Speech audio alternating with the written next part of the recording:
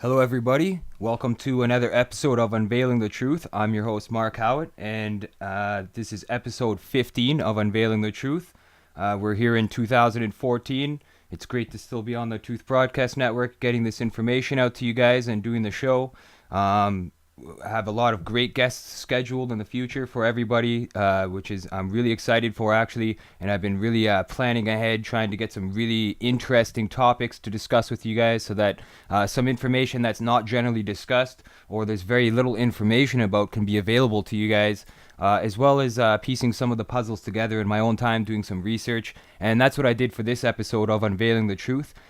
In this episode, I'll be getting into detail about criminals in government.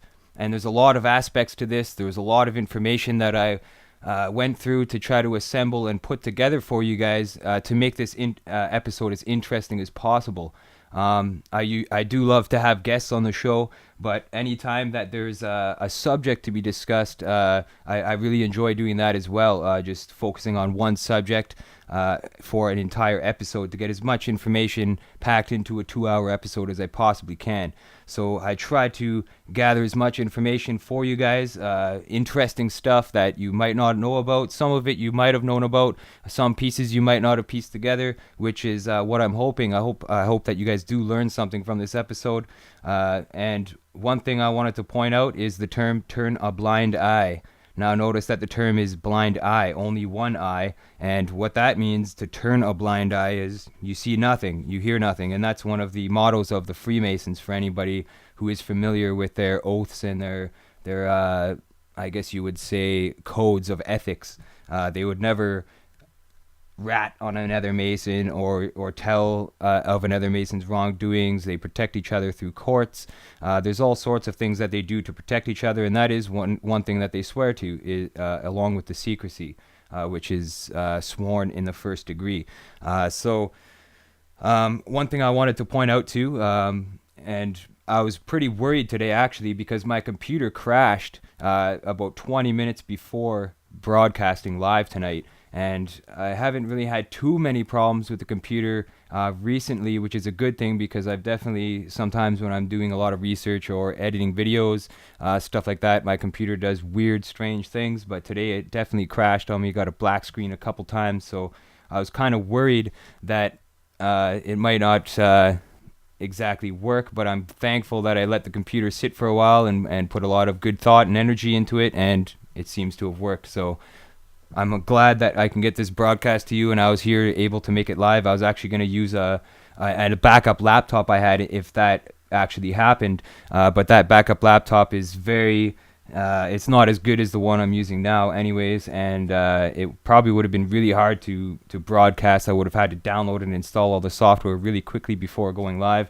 so I hope it doesn't resort to that, but I do have backups, thankfully, so if it's a result of it being hacked or anything like that, I'm sure I'll be all right in the end with the backup. But one thing I wanted to mention is last week, this past week, I did an interview on Citizens Awareness Vanguard, the radio show, and it was quite an interesting interview. And they pay for the time to be able to broadcast. So the software, essentially, some places when you do broadcast, they make you pay a fee to be able to use their software and broadcast and stuff like that. And they have an account that they pay for and everything, the host of the show.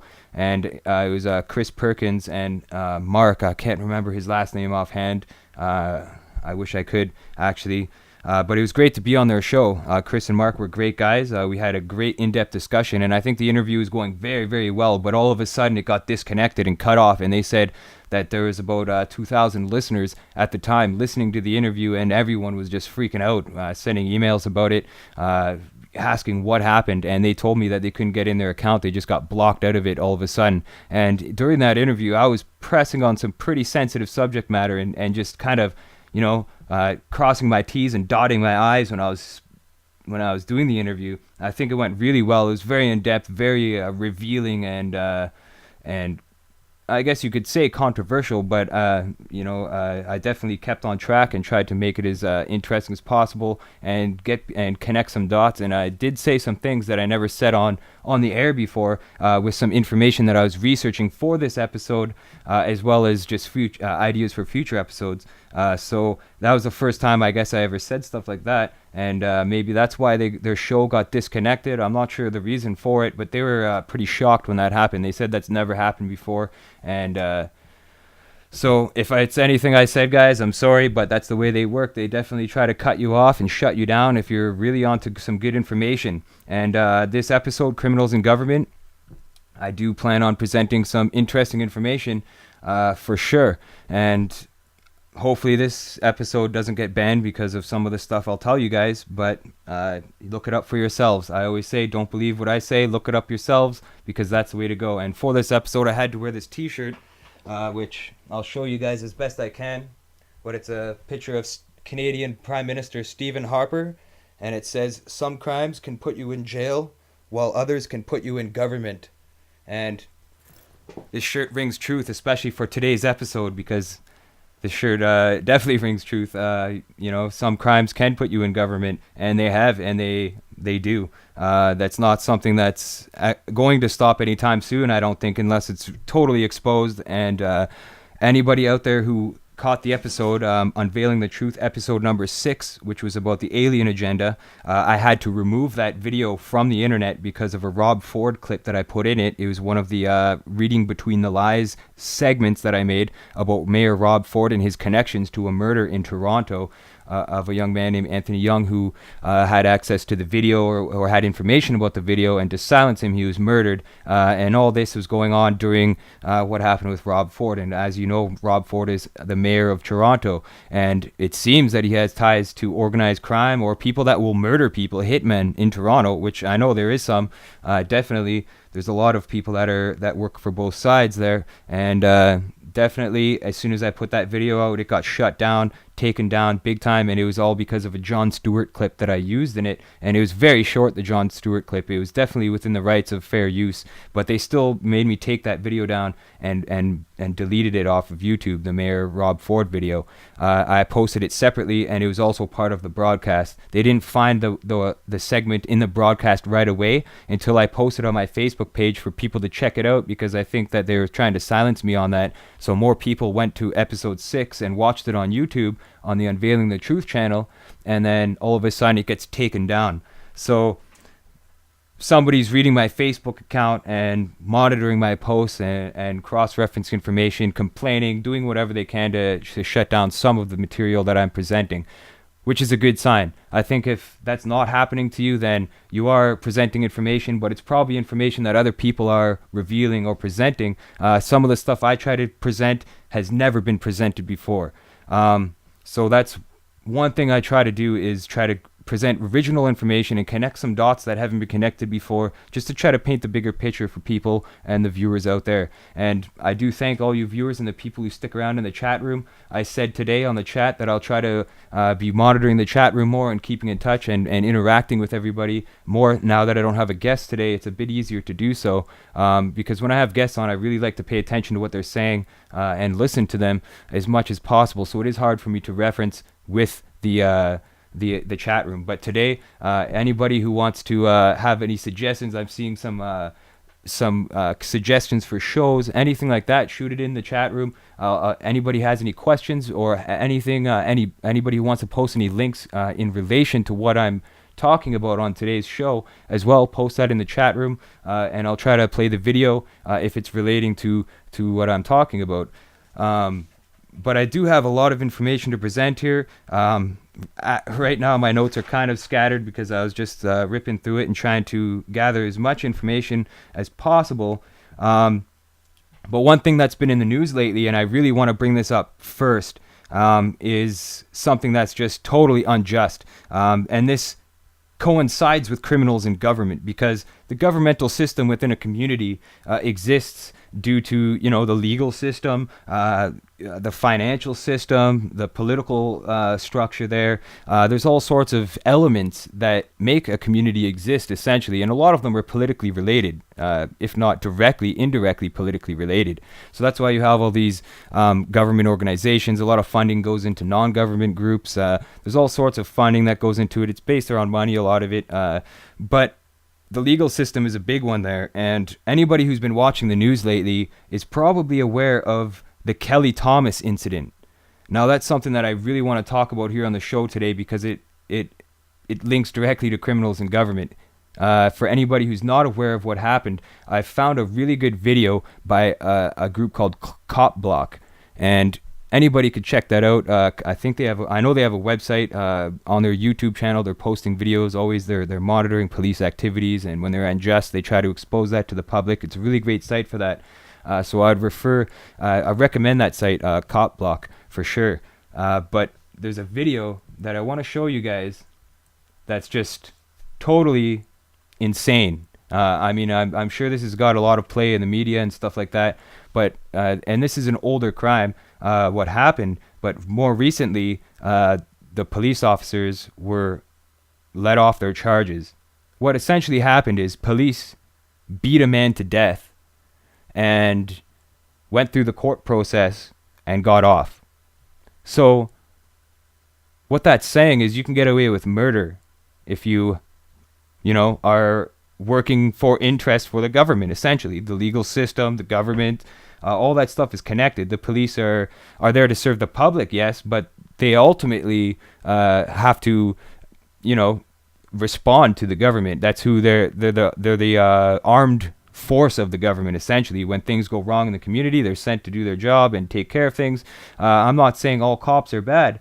Definitely not, because there is a lot of cops that are good and do the right thing. And for the most part, police serve a specific purpose in the community, which I find is good. I mean, if I was getting beaten to death on the side of the road, I'd hope somebody would call the police and they would come and help me out. But with what happened with Kelly Thomas is just insane. Now I'm going to play this video that Cop Block made because it's very important to show you guys this case and how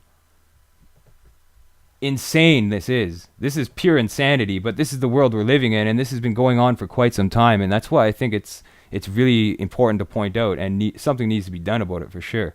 But without further ado, here's that video from Cop Block. Put your hands on your knees.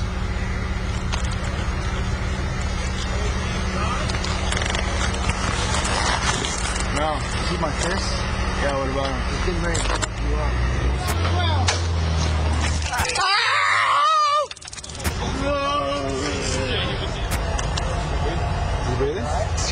This entire incident was characterized by example after example of substandard police conduct, clear violations of police policy, causing this routine matter to escalate into violence.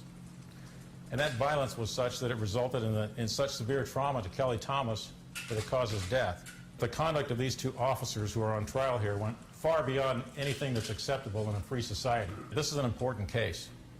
It's an important case.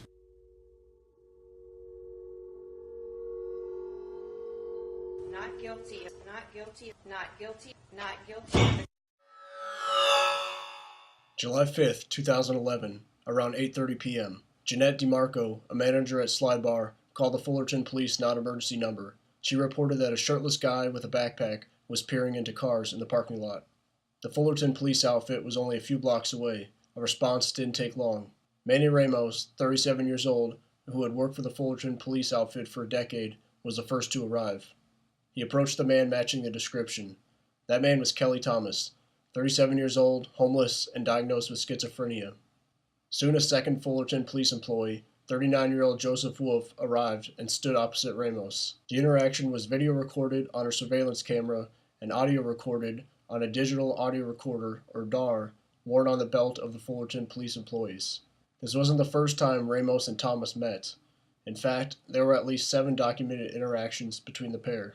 During one of their more recent exchanges, when Ramos had ordered Thomas to move, Ramos asked him if he understood English. Thomas replied that he didn't. Thus, on this night, Ramos questioned what languages Thomas spoke. You wanna know what Clearly, Ramos knew who he was interacting with. Eventually, Ramos asked Thomas if his name was Kelly Thomas, and Thomas confirmed that it was. It's Kelly Thomas. Isn't it Kelly Thomas? Yeah. Kelly Thomas? Wolf asked Thomas about his backpack, and Thomas offered him to let him search it. So you got anything in your backpack that's got your name on it? No, why did you want to search it and stuff? If you don't mind. Ramos told Thomas to sit on the curb, to put his legs out in front of him, to cross his ankles, and to put his hands on his knees. Wolf took the bag and searched it just outside of the camera angle. They went back and forth for a little bit, but didn't have much dialogue. Ramos' nonverbals, standing with his legs crossed and engaged in banter with a passerby, clearly communicated that he did not feel threatened by Thomas. After about 8 minutes, Ramos walked over to Wolf at the back of the police vehicle. He's got mail for an attorney. Wolf showed Ramos 2 letters addressed to somebody else that had been in Thomas's backpack. He suggested that Thomas be brought in for suspicion of 496, receiving stolen property. Note that it was later revealed that Thomas had taken those letters out of the trash. So I'm thinking suspicion of 496. Ramos returned to Thomas. Remember, Ramos and Wolf were there due to a call from the manager at Slide Bar, yet he and his colleague never attempted to make contact with her to get a statement. Instead, it seemed Ramos had other intentions. Feet out in front of you. Feet out in front of you. I'm not fucking around anymore. You're trying to be nice. Okay. He put on a pair of latex gloves, held his fists in front of Thomas, and asked, "Now do you see my fists? They're getting ready to fuck you up." Put your hands on your fucking knees. Put your feet out in front of you. Well, which one is it, dude? Both. I can't do both. Well, you're gonna have to do it real quick. Put your hands on your knees.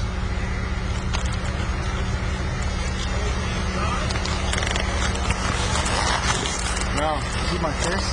Yeah, what about him? It's getting ready to fuck you up. Ramos started tugging on Thomas. Thomas stood up, obviously scared. Ramos approached, his baton held in both hands like a baseball bat. Thomas backpedaled and put his arms up in protest. Well, hey, I'm sick of playing games. Which one is it? Put your fucking hands on your knees. Would you just fucking put your hands? Would you just fucking? All right. Get on the ground now. Get on the ground. Get on the ground. Ramos and Wolf ran towards Thomas. Wolf swung his baton and hit Thomas in the leg. At this point, Thomas had the right to use force to defend himself against this unjust initiation of force against him. I can't fucking breathe. I can't, dude. Please help him. Yet Ramos and Wolf had just begun, and they called their colleagues for assistance. Soon there were 6 Fullerton police employees partaking in the beating of Thomas. Relax. I'm sorry. Relax. Ouch. Joe. Joe, go to your right. Hey. Go to your right. I'm Joe, sorry. Hold up. Ow. I'm sorry, dude. I'm sorry, dude. Ow. Right here.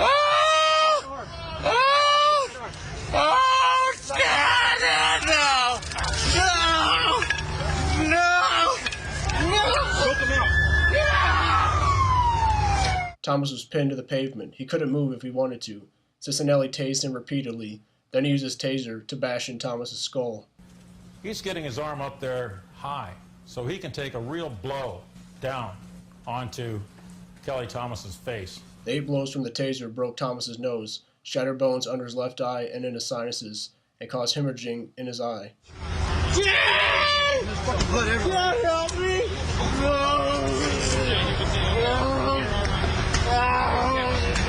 A vicious attack, hundreds and hundreds of pounds of police employees on his chest, blood running into his throat and nose. Thomas lost consciousness.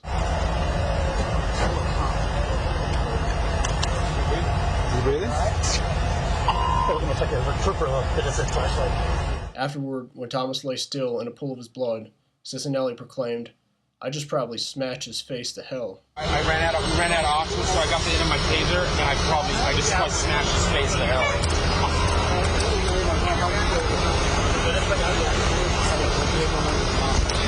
He must have been on something, the police employees proclaimed, as if to justify their heavy-handedness. He was on something, dude. He went on a fight over there, and we fought him over there. He was on something. Yet toxicology reports found that Thomas had no alcohol or drugs in his system. Had it crossed the minds of those who killed Thomas that perhaps he may have been struggling for his life? Eventually, EMS arrived. Fullerton Fire Department personnel later stated that the police employees were first to receive attention, as Thomas lay ignored nearby, struggling to breathe.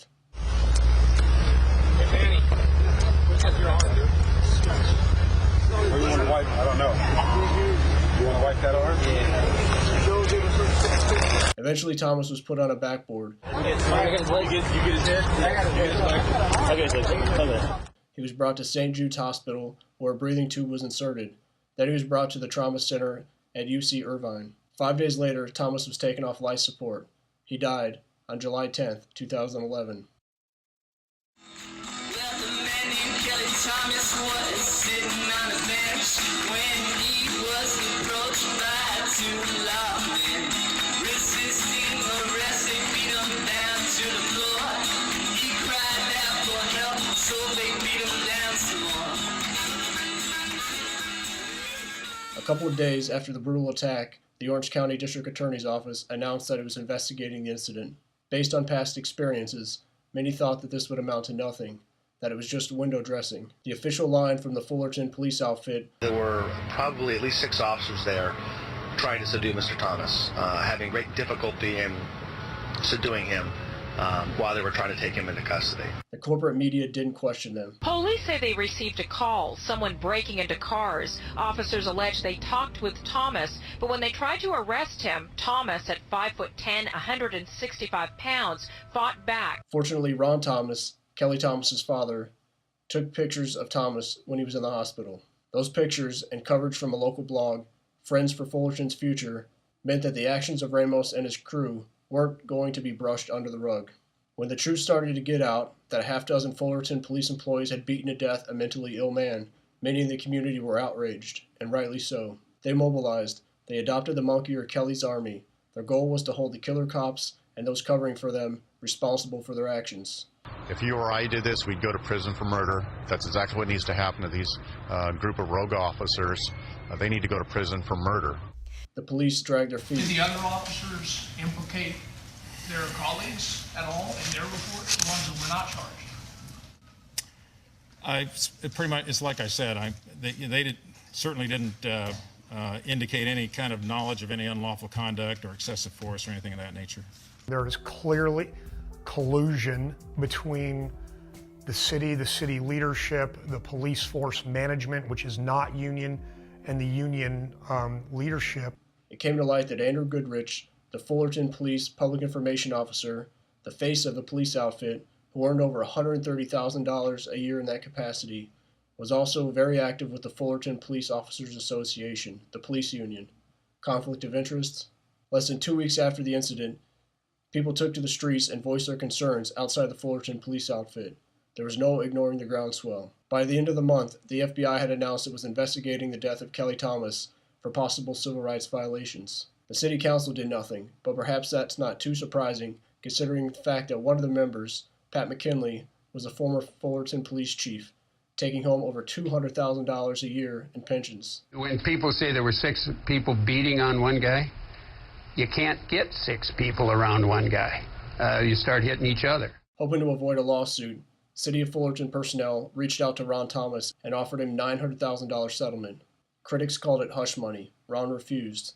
A post and video made by Anonymous made more people aware of the unjust situation and promised to upset City of Fullerton websites and communications unless the situation was rectified. On September 21, 2011, charges were levied by Orange County DA Tony Rakakis against Manny Ramos and Jay Cicinelli.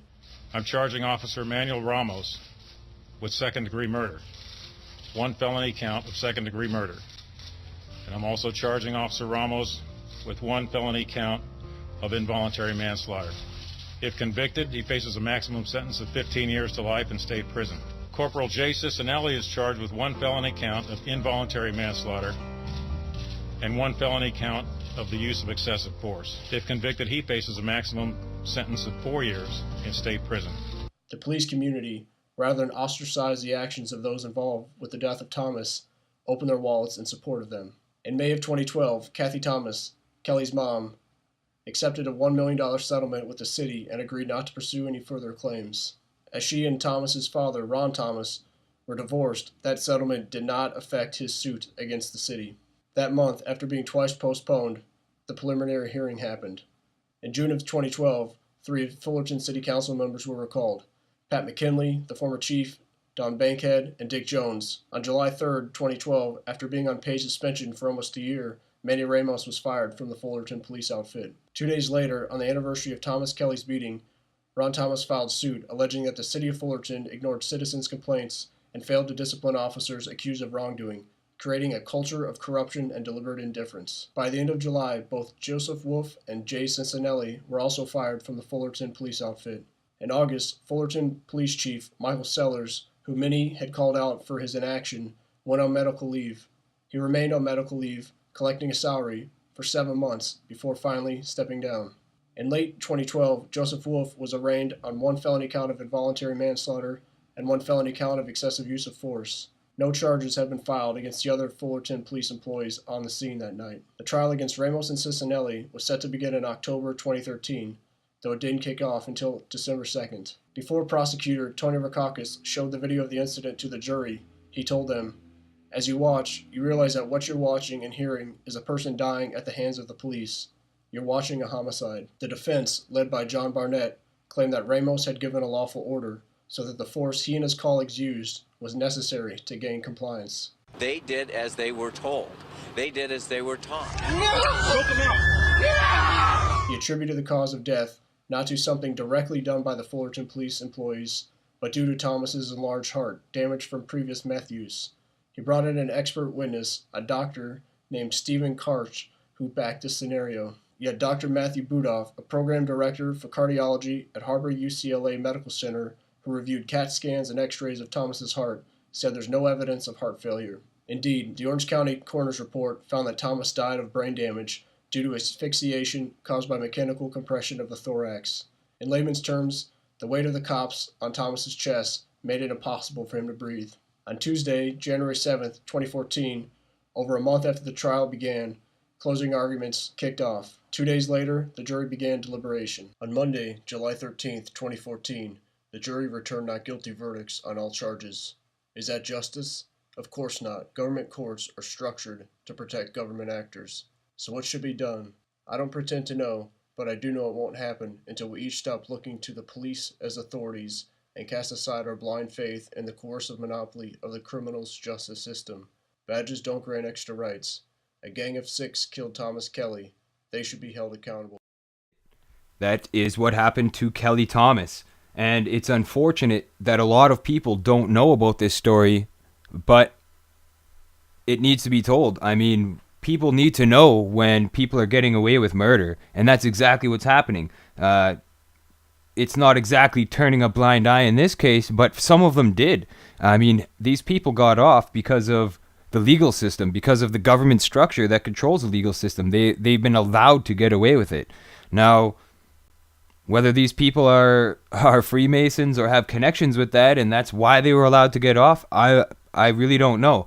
Perhaps these policemen are involved in other activities, organized crime, something like that. Maybe that's why they got off. There's got to be a reason why they got away with this, because it's just totally unjust. And I think that cop block video really explains it very well. Anybody out there, subscribe to their page, check them out. They got a great page going with lots of good reports, and they definitely did a good one there, which summed up a lot of what happened, and as well as the aftermath, because this happened a while ago. So it's nothing new, essentially, but people are only starting to hear about it now because of the unjust ruling that the courts gave these police officers who literally murdered somebody. I mean, you saw it yourselves. That's murder, in my opinion, definitely. There's no other word for what happened there except murder. So for anybody just tuning into the broadcast, today's subject is criminals in government.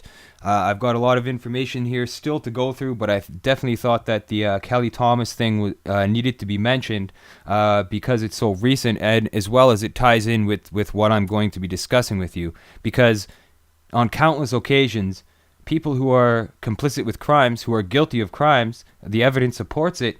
Either the evidence goes missing, reports go missing, people end up dead, murdered, assassinated, you name it. And this has been happening for quite some time now. And like I said earlier at the beginning of the broadcast, turning a blind eye, that's one eye remember, it's not turning blind eyes, it's turning a blind eye, and there's a reason for that, a definite reason for that. And as I mentioned before as well, I discovered a bit of information. I kind of pieced together some things that I've never seen pieced together before, with a lot of recent histories, more notable crimes, essentially, where there's a lot of questionable aspects in regards to what happened, and a number comes up, a number keeps popping up, and this Kelly Thomas incident is no exception to that. The official released video of the beating that was released, that people can see, the timing of that is 33 minutes and 33 seconds. So that's a curious number. But I knew something before I even discovered that, and that was that a lot of these crimes have the number 33 involved with it. There's a lot of crimes that I've been able to discover and piece together that have the number 33 as a significant number within it. And I'm going to go through those with you guys right now. This is something I've never seen pieced together before, so I'm glad to get this information out to you guys. I know there's a lot more that I've probably missed that I haven't really looked into, but I'm sure if people out there want to do some extra work, look into this and look into it for themselves to try to find out some more instances, then I definitely think that there's going to be a lot more. But the number 33 comes up all over the place. In 1933, the Nazi party essentially came to power as Hitler became Chancellor of Germany, which indicated the birth of the Third Reich. So 1933, also in 1933, Roscoe Fadi Arbuckle, who was a silent actor, a black and white movie actor, was charged with the murder. This is in 1921. He was charged with the murder of a woman after a shocking orgy that apparently happened, and he was charged and convicted of the murder. But after 3 trials, he got away with it. And in 1933, he signed a film contract with, I believe, Universal Studios, and so in 1933 his crime got unpunished. He got away with it. In 1966, Charles Whitman, who many of you know is a sniper at the University of Texas, he was an ex-Marine. He killed 15 and injured 33. So the number 33 pops up there as well. In 1978, John Wayne Gacy, who many of you know as Pogo the Clown, they discovered several bodies of young boys and young males in his basement in the United States, and he was essentially charged with the rape, torture, and murder and dismemberment and burying bodies of 33 young boys and children. So that's another one. In that case, there is very questionable. He stated in interviews, John Wayne Gacy, that he gave his key out, that a lot of people had access to that house. It wasn't just him that had the house. It was more like a workhouse where employees of his, he ran labor jobs and construction and renovations and stuff like that. He ran a business doing that, and that's how he came into contact with these young boys and young men. And a lot of them started going missing, etc. And then they found in his crawl space in his basement, they found these bodies buried, as well as one in his garage, and it amounted to 33. But the thing is, he claims that the keys to his house were available to like 12 other people. So 12 other people had access to that house. The house could have been a ditch spot for children who were raped and abused. And one thing that I've been really researching in lately is the child trafficking, human trafficking, and abductions of children and stuff like that. Now, this is it's reality. I mean, a lot of people want to ignore it and stuff, but just look at the royalty, the royal family. I mean, I can't remember his name offhand, but he was from the UK. I watched a film on him, and I can't believe I'm not remembering it right now off the top of my head, his name, but he was very good friends with the royal family, and he rose to power. Essentially, he was able to go onto a prison with young inmates and stuff, but he was charged with molesting, and there was also some strange murders that happened in the UK on this island, where there was bodies of children found in a hospital, and they did an investigation on it and stuff like that, and then they started seeing that it was a very Masonic town. I mean, very Masonic. The symbolism everywhere, and also the ITCCS, the International Tribunal Against Crimes of Church and State, held a trial essentially and found some people were complicit, were guilty of ritual abuse. There's a woman who came forth and testified. There's a video of her out there that you could check out. She's from Holland in the Netherlands, and she was reporting on these children that were essentially going missing, well, not going missing, but they were raped and tortured and killed. She witnessed murders, and she was one of them. She was a sex slave, essentially. She was, from a very young age, she was brought to Freemason rituals. She claims that they were Freemason rituals that she was involved with, and she was like used as an abuse victim, really. Like they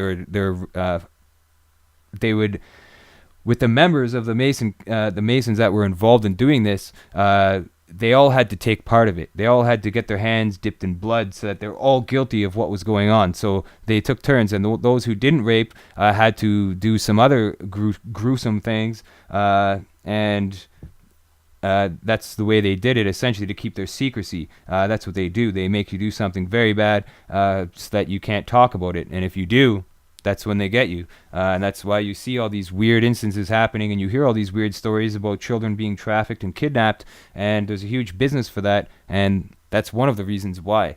There's a lot of information out there about it. Some of it's not so good, some of it is good, and that's something that I've really been looking into lately, because that's a huge crime, and I think that it needs to be dealt with if we can expose these rings of disgusting, vile human beings that should not even be allowed to exist on this earth because of what they're doing to other human beings, and they're thinking it's fine. I mean, these children are being raised, being tortured and abused and sexually raped, and all this stuff is happening to them when they're younger, and they grow up and they think it's normal, and it just shatters their mind. I mean, look at some of Fritz Springmeier's discussions and seminars about how they fracture your mind, they compartmentalize your mind, and that's the way they can control you and trigger you and stuff like that.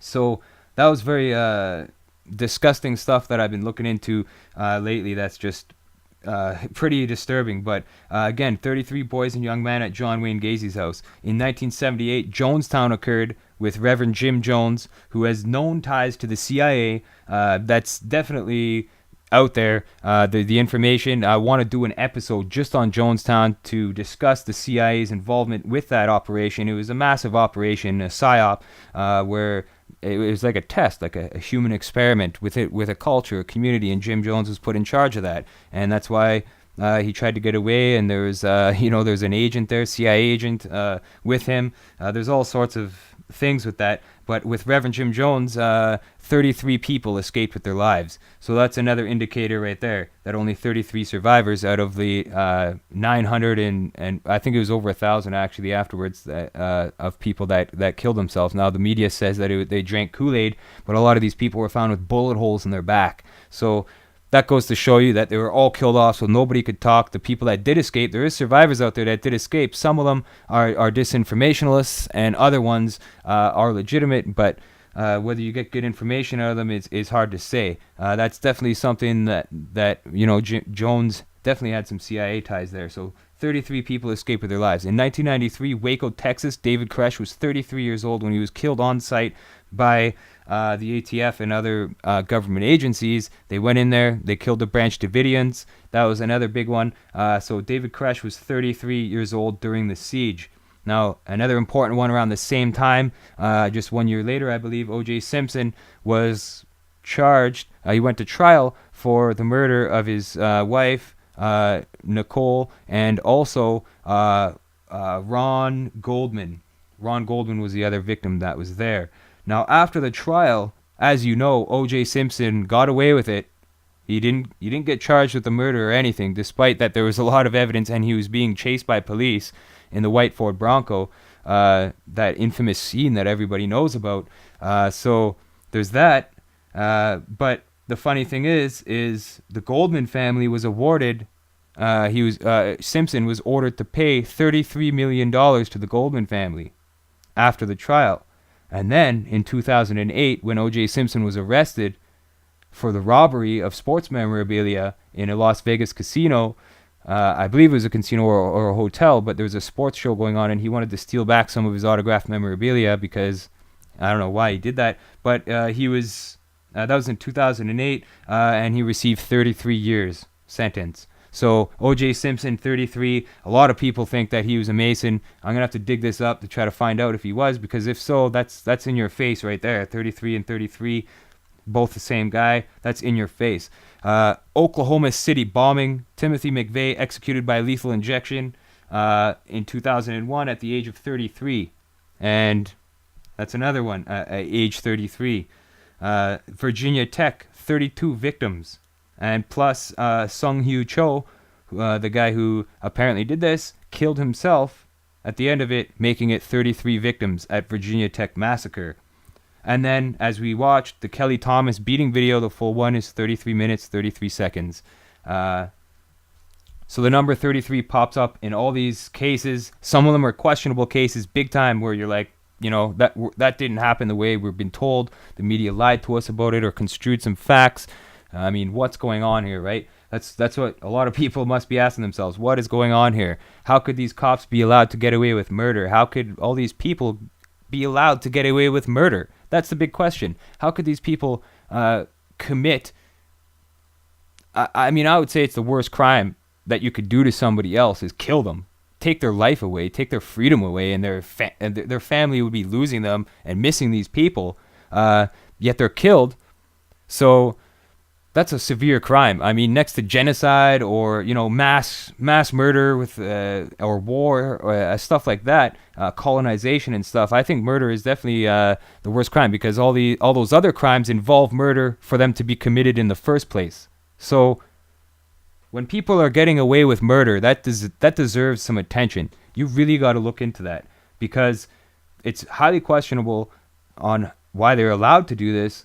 And there's a reason for it. There has to be a reason for it. Absolutely. There has to be a reason for it. So I've been trying to gather some information for you guys, which shows other examples of this happening. And there's been a lot. I mean, Mayor Rob Ford, a lot of people just say that he was, the video of him smoking crack or whatever is why the media attention was on him. But what was ignored was the man that was murdered. So that needs to be looked into as well, big time. But throughout history, I mean, we've seen the government get away with some insane things, and all the evidence is there. You know, if there was evidence that could trace somebody to the crime, it's always incinerated or burned. Nowadays, they don't even keep a paper trail. All those CIA documents you see, or FBI that have become declassified, well, that's questionable, you know what I mean? Because if they've had access to these files for so many years, they could easily burn these files, destroy these files so that there is no paper trail, and then release a bit of information to the public, which is what they do. They also black out entire paragraphs on their government documents so that the information will remain secret and nobody will know about it. JFK is a big one. Everybody. I mean, it's reaching critical mass now. For the amount of people that do not believe the official story. I mean, we've even got major news agencies reporting on all of the evidence and stuff like that now. So, really, we all know what's going on. There is certain elements of government. We all know that they're getting away with certain crimes and they're being allowed to. If you look at what's happening in the world, other crimes against humanity, for instance, the starvation that's allowed to occur, while banks get bailed out for trillions of dollars and people are starving in other places in the world to death. I mean, that's neglect, human neglect right there. You've got genetically modified foods and fluoride in the water, and you've got all these contaminants that we're consuming. That also is soft kill techniques. I mean, it's making us sick, it's killing us off. That is a crime, but it's being allowed to happen. So there's a lot of crimes that are being allowed to happen, crimes against humanity at that, and nothing's being done about it. So we need to focus on why. Why is nothing being done about it? I mean, there's got to be evidence or something that we can say, yes, this is the definitive reason why that's happening. And whether they lie in the chambers of some secret society or in the chambers of some courtroom, I mean, the truth is there. It will be found one day, and the truth will set us free, which is why people like myself and others do intensive research to try to find out what's going on here and try to solve the problem, you know, that these people shouldn't be allowed to get away with murder. But the truth of the matter is that the government has been allowed to do this for so long because they go unchecked. And they also have special statuses. I mean, one of them could be, is definitely the diplomatic immunity. When you have diplomatic immunity, you're essentially protected in other countries. But, I mean, it doesn't matter because you need to be essentially trialed in your own country unless there's crimes that you've committed in another country. Now, George Bush Jr., a lot of people know this, but a lot of people don't, but he's wanted for war crimes in other countries. And even in Canada, I believe he tried to come to the west coast of Canada, and they protested it big time. They were going to arrest him here when he came here. And you don't see his face too much anymore because he knows that he's a wanted war criminal for crimes against humanity that he's committed, that he oversaw. And it's the same pattern as his father. His father was in power before him, George Bush Sr., and he also is a criminal. He was in charge, he worked for the CIA, which everybody knows. He has definite ties with the JFK assassination, but also the Iran-Contra scandal, bringing cocaine into the United States and selling it to people, and allowing it to be sold through Freeway Ricky Ross. So that's happening there. You've got these people who are in high positions of power continuously, different administrations in a row even, have been allowed to get away with crimes one after another. So what's going on here? I mean, are we not seeing this? Are we not being able to point this out and say, look, this is crazy? Well, we do. We have. But a lot of people's cries, and when they do point this stuff out, are silenced. They're shut down. You can't talk about this stuff. I mean, it's very sensitive, especially when you start naming names, and these people are, in fact, guilty, because that is indefinite proof that they deserve to go to jail for what they did. Really, that's the minimum that they should get, is imprisonment. But these people think they're gods. They think that they can get away with anything, and they will continue to do so until people like you and I stand up and say enough is enough. That's why we make broadcasts like this, to get information like what happened to Kelly Thomas out there. Cop Block's covering it. Even some major news agencies are starting to cover it, because people are outraged about this. And that's what's needed. I mean, not just for the instance with Kelly Thomas, but even things in the past. I mean, George Bush Sr. is still alive. George Bush Jr. is still alive, so we should hold them accountable as well. There's all sorts of people that should be held accountable. But what these snakes do is they wait until they're dead. And then the truth comes out. Then the documents are released, if there is any left. Then we learn about what really happened. Only when the guy's dead. I mean, that's how they get away with it. They just push it off. When the person's dead, okay, maybe a few years later we'll release the truth about what really happened. That's so that these people can't serve a day of time incarcerated for the crimes that they committed. Now, not just George Bush Jr., not just George Bush Sr., but also remember Nixon, the Watergate scandal. He resigned because the public just were outraged, you know what I mean? He lied to everybody. He lied to the world. And who was caught for that? Well, there were CIA agents that were caught as the plumbers, as they're called. The burglars for Watergate were called the plumbers. And you got agents like Frank Sturgis, who is a CIA asset, as well as E. Howard Hunt, another CIA asset. So you've got CIA agents working with the President of the United States, going into the building, stealing the files, all sorts of crimes, really, on what happened. And what did Frank Sturgis serve in prison? 14 months. Then he was out. Just over a year in prison for the Watergate scandal, and he's out. Why? Because he's a CIA agent. That's why. Because when you're CIA, you can get away with anything. And one thing I'd like to point out here in the broadcast is, if you're a CIA agent, you essentially have to have a background in doing some heartless things. I mean, you don't have to. If you don't have that in you, then you would be on a computer working for the CIA, or you would be, administering systems, or being a truck repairman, or, being an online investigator, or whatever you're going to do. But if you've got it in your heart to murder somebody, or you work with organized crime organizations, let's just say, and you've murdered people before, and you've got, access to that money, power, that's another reason. And the CIA and the mob have been in bed together for many years. Many, many, many years. I want to show you guys a great book, which has a lot of good good info in it, and that's Little Man, Meyer Lansky, and the Gangster Life. Now, Meyer Lansky, some of you guys may know who he is. Some of you may not. But he essentially worked with the mob, the Italian mob, but he was of Jewish origin. He was a Jewish gangster, really. And you hear about that a lot, especially in the New York area, Jewish gangsters. You've got the rapper Necro singing about it. You've got a lot of people singing about that because the Jewish mafia exists. It's something that's growing huge. And Meyer Lansky, actually, after he had warrants for his arrest, he escaped America. Well, he tried to escape. He went to Israel to live there. And they wouldn't let him stay there, really, because they found out that he had ties to organized crime. So he left, but I believe he was eventually allowed to return there later on.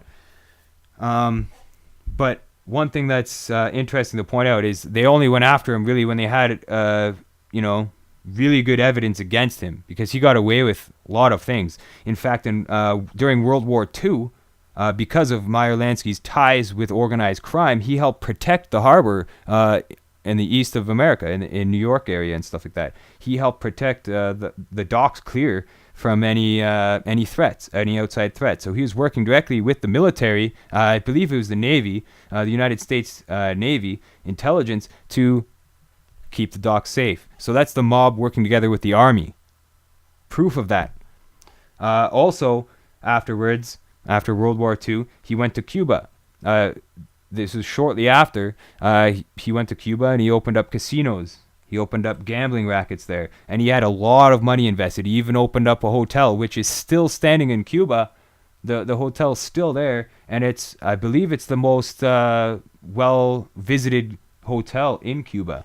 Still. So, and they did tear it down, though, when Castro went in there, and they destroyed the gambling racket, which really upset the mob, as well as the government, obviously, because the government tried to kill him so many times with the help of the mob again. So you've got the mob working with the government, rogue factions of the government, CIA, and these guys are the nastiest people you could ever think of on the planet. Like, these guys who are, apparently patriots, are really cold-blooded murderers with no conscience, no soul. They'll do anything for a buck. That's why they're doing it, to get rich, to get powerful. Money, money, money, money. That's all these people care about. That's why they do it. And money will corrupt a lot of people, you know what I mean? That's what it does. But Lansky went to Cuba and set up all these casinos, and he worked directly with President Batista, who Castro overthrew. The rebels came down from the mountains and overthrew Batista's government. And when Castro overtook Cuba and threw out Batista, he expelled the casinos and mobsters, and this took essentially Meyer Lansky's fortune away. He had a lot of money invested in there. He sunk a lot of money into that new hotel he was making and all that stuff, but he lost all his money, so that really angered him. And then you have the mob working directly with the CIA for the Bay of Pigs invasion, which didn't go over very well. A lot of prisoners were caught. A lot of people were caught in the process of trying to get into Cuba and overthrow Castro. But one thing that's very important to point out as well is Frank Sturgis, who was one of the Watergate burglars, as well as ties to the JFK assassination, as well as other operations through the CIA, was also working with Castro. He was a double agent, essentially. He was in charge of Castro's military, his air force, I believe. He was in charge of that. So he would report to the CIA about what Castro was doing and stuff like that. So they had inside guys in there all the time to try to overthrow Castro. And there's a really good documentary out there about Fidel Castro, and I believe it's called the Fidel Castro, The Untold Story. Anybody who doesn't know too much about this, check that documentary out. It really explains a lot about Fidel Castro's life and the history of things and why all that happened, really. But Richard Nixon, president, was in charge of Watergate. What happened to him? He died a happy man. I wouldn't say happy, but he didn't serve any time. You know what I mean? He didn't get punishment for what he did. And 14 months prison for Frank Sturgis is definitely not a lot either. So you've got slaps on the wrist happening. And that's what's going to happen. These people are just going to keep getting slapped on the wrist for doing this stuff because there's not enough people that know about what's really going on and know where to look for this stuff to figure out if there's evidence there, etc., etc. So I'm just going off these notes here to try to get some stuff. I know there's a couple articles I want to show you guys as well that are very important that tie in with a lot about what I'm saying here. Some of you are aware about a guest that I had on.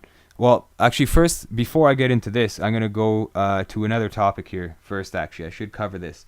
Jim Fetzer, I know some of you guys know who he is, but Jim Fetzer, he writes for Veterans Today. He's got a blog show. He's got a few things going on anyways, but he wrote a couple very interesting articles, and I want to get them on screen here and show you guys and go through them with you. There's also audio recordings of phone call conversations that he had, but I'm going to read this article here just to show you guys what I'm talking about. And this is another instance of people in government turning a blind eye. That's the word of the episode, I guess. Turning the blind eye, because it's one eye that's turning. There you go. But here we have it. Now this article is on Veterans Today, Military and Foreign Affairs Journal. And it says, bank robbers and serial killers. The CIA recruits them. The FBI ignores them.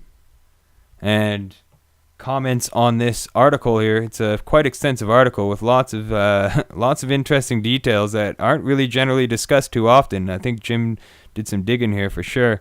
But comments are closed. And I'll show you why afterwards. But here we go. When you dig into conspiracies like JFK and 9/11, as I have done, and host a radio program discussing them, you cannot always predict how things are going to play out. Several years ago, for example, I began to hear from a woman who used the handle Agent Ladybug, which sounds innocuous on its face, but where the story she had to tell, it has gradually unwoven, would make your hair curl. If what she has been telling me is correct, and to my ear it has the ring of truth, then she has been associating with one or more serial killers who may even have been involved in crimes as serious as the assassinations of JFK, MLK, RFK, and even John F. Kennedy Jr. The persons she has identified to me include her own brother, Roland Otis, for whom she introduced the name Raoul and told me he had been involved in the death of Martin Luther King. She also explained that another member of this gang, although she has not used that word, was photographed in front of the Cuban embassy in Mexico City, where even J. Edgar Hoover himself acknowledged that this person was not the man accused of the assassination of John F. Kennedy. According to my source, it was actually Walter Tabinski, and the most dangerous of these three, Clyde Forshaw, has committed serial murders, if her information is correct, some of which she personally witnessed herself. I grant that her story is difficult to believe, but she has a mountain of details and other considerations to back it up. So, this woman calls Jim Fetzer, and they have conversations on the phone about these people that she's claiming have ties to these organizations. Now, she resides in Toronto, so that's really close to my home here. Toronto is pretty close, you know what I mean? But she's reported these crimes, but to no avail. So nobody's listening to her story on what's going on. But on the FBI's most wanted list, Vaulting Bandit is one guy, and there's also the Geezer Bandit here. These people were on the FBI's most wanted list because they're committing robberies in Canada, in Ontario apparently, in or around here, as well as the United States. So that's why they're wanted by the FBI. Now, conversations with his source, Jim Fetzer recorded the conversations that he had with her. You guys can listen to these conversations if you want. I'm not going to play them on the show here right now, But I wanted to point this article for you guys so that you guys could have the access to further information about this. But what he did after he was extremely disturbed that these guys were getting away with murder and she was her brother was one of them, he submitted a tip to them saying that he has information that should lead to the identification of the geezer bandits, who is also the vaulting bandit and who has robbed several banks. I have photographs and information about him. He is extremely dangerous and, if my source is correct, has murdered quite a few people. His name is Clyde Forshaw and he resides in Toronto, but it appears that the Canadian police are corrupt and have no interest in his crimes, according to my source. Contact me for further information. Now that's these are replies, these are tips that Jim Fetzer submitted to the FBI. He was so troubled by her precarious position when it appeared to me that she could be killed by Clyde Forshaw at any time. I made a call to the FBI headquarters in Washington, D.C., and was advised to call the duty agent at the FBI office in Milwaukee, which I did. He recorded it right here. Now he was getting the runaround, exasperated that I was getting a runaround from the FBI, and I listened to this full length, all these conversations, and he definitely was on hold for a very long time. I mean, a normal person probably wouldn't have as much patience as Jim did, waiting on the line to get an answer. But he was really concerned about her well-being and wanted to get an answer out of the FBI or something. But I'm going to play this here. And this is Jim on the line waiting, I believe. But I believe he does get through, and he expresses his concerns here.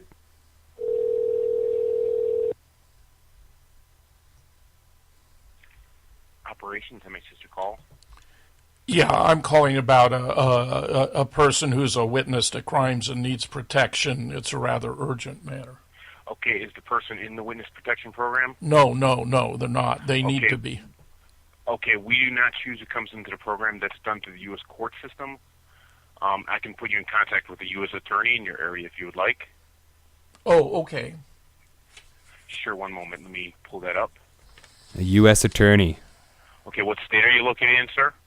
Pardon me? What state are you located in? I'm located in Wisconsin. Okay. Okay, there's a U.S. attorney in Milwaukee, and there's one in Madison. I'm in Madison. Which one would you like, sir? Madison. Madison, okay. Do you have pen and paper ready? Yes.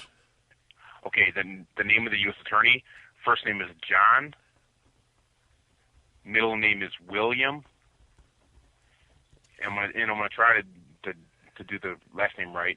Vaudreuil, and I'll spell it. Yeah. Vaudreuil.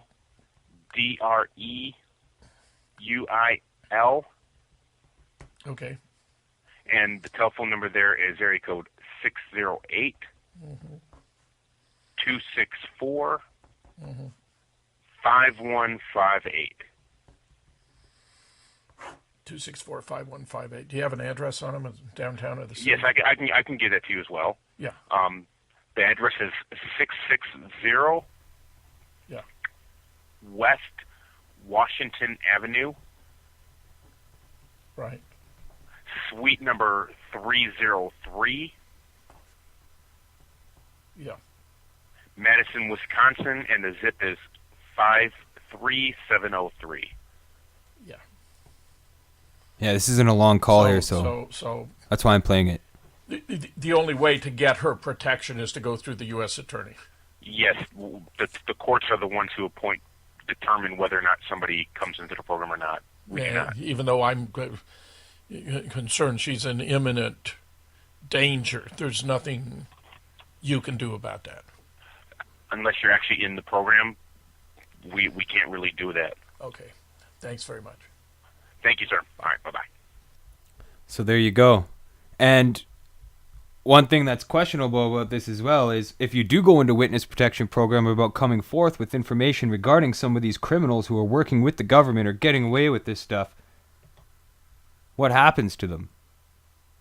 I mean, a lot of times people go into witness protection program, their identities are changed, which is all the perfect way to kill somebody and eliminate them entirely from the records or anything.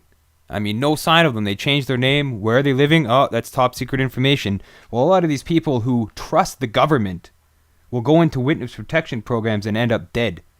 So just a warning to everybody out there who does want to try to go into witness protection programs, be careful with that, for real, because, I mean, Jim Fetzer here, I could play these other calls where he's getting the runaround from the FBI and stuff, but if you guys want to check it out on your own, it's there. And he definitely gets the runaround. He's not getting through to anybody with the FBI with information regarding serial murderers and bank robbers who are on their FBI list that they're just ignoring, really. I mean, after hearing these calls, it was just insane to me. And this article here is very important to check out a bit further as well, because there's more information here I want to present to you guys. But we had further conversations that were not recorded where she was going to call me from her home after she finished dinner. It occurred to me that Clyde had said she would die when she was least expecting it. I tried to reach her to warn her that he might be waiting for her at her place and that she should enter with extreme caution. She told me she would call when she arrived, but when she didn't call, my great fear was that she was dead. She had already pointed out to me that Walter Tabinski was the person whom the CIA photographed outside the Cuban embassy as part of the scheme to frame Lee Harvey Oswald. She pointed him out to me in a series of photographs found in Robert Grodin, The Search for Lee Harvey Oswald, pages 245 to 249, as a man whom even J. Edgar Hoover himself had reported to have been impersonating Lee Harvey Oswald in Mexico City. Now, what's interesting is you have Frank Sturgis in an interview saying that there was also an Oswald impersonator. So that's something to point out, but there's a lot of information here that's pretty, I mean, this is rare information. The person that pointed me to this article suggested that I do not mention these people's names because I'm so close to them, them being from Toronto and stuff. The person suggested that I don't mention their names, but the article is here, posted on Veterans Today, with all this information for anybody who wants to check it out. And this goes on to the connection of Raul when he went to Canada and the death of Martin Luther King. There's also ties which tie a couple of these guys to the JFK assassination as well. And here we go. We have her brother Raul. This man, Roy M. Hargraves, has been substantiated from other sources. Here is a photograph from 1962 that appears to be authentic circa 1962, part of a group allegedly sponsored by the CIA at No Name Key in Florida for the purpose of overthrowing Cuba or assassinating Fidel Castro, some of whom may have been also involved in the assassination of JFK, which, as any of my listeners would know, after the interview I did with Ole Damagard not too long ago, he mentions Operation 40, which contains some of these guys in it. So, and the plan to overthrow Castro, we already went through that. Mayor Lansky, the mob was working directly with them to overthrow them. So there's a lot of stuff here. But this is very interesting article here, which there's a lot of recordings on it too, phone calls, conversations they had together. I mean, I've listened to her story. Whether I believe it's credible or not, I mean, I believe there's a lot of truth to what information was uncovered here. You know what I mean? Because otherwise, this wouldn't have even been published. I mean, Jim wouldn't have posted this. But also, here's something interesting. Right at the end of the article, comments are closed. I'll get this on screen for you guys. But it says comments are closed. And it says, I am Clyde Forshaw's youngest son. I can say for sure this is all crap. Harley was my dad's ex-girlfriend. She is crazy. She told us Paul Bernardo was stalking her before he got arrested. After her and my dad broke up, she called the cops and said he was a murderer. The cops came to her house and talked to all of my family for a few days. In the end, we were told to call them if she ever contacted us again.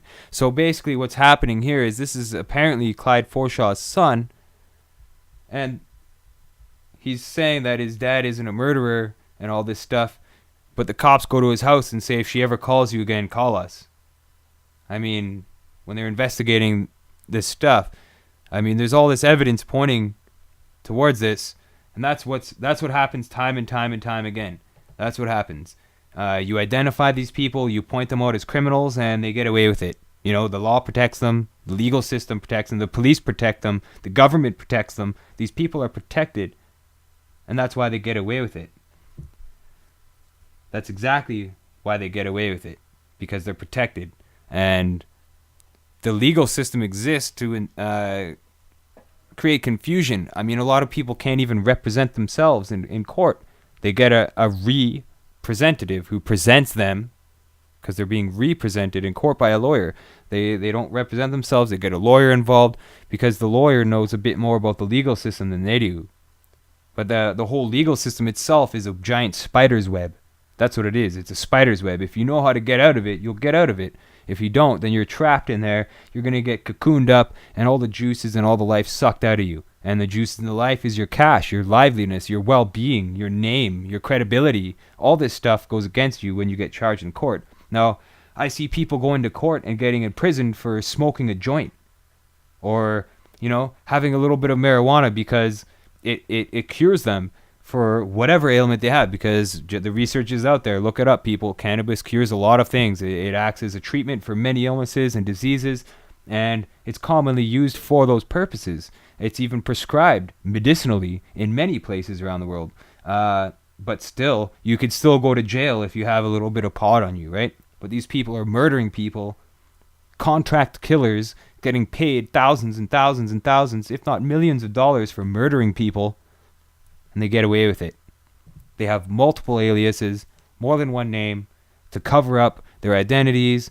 It's all espionage tactics that I'm sure you're all well aware of that's going on here. So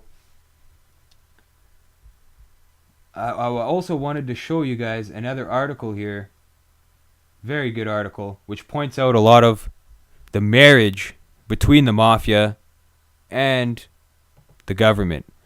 And this was also on Veterans Today, a Jim Fetzer article, and unexpected links in the murders of JFK, John Lennon, and Olof Palme, who was the Prime Minister of Sweden. And there's interviews on here that you could play and listen to with Ole Damergaard, who was a guest I had on a few weeks back, who was an amazing guest. He really laid it all out on the table. A lot of really good, crucial information he explained.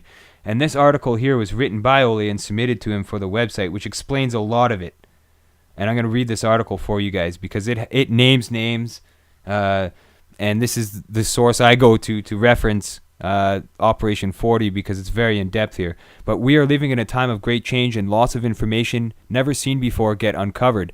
I would like to join this positive trend by showing some more or less unknown connections between many major assassinations. The implications of these connections are enormous.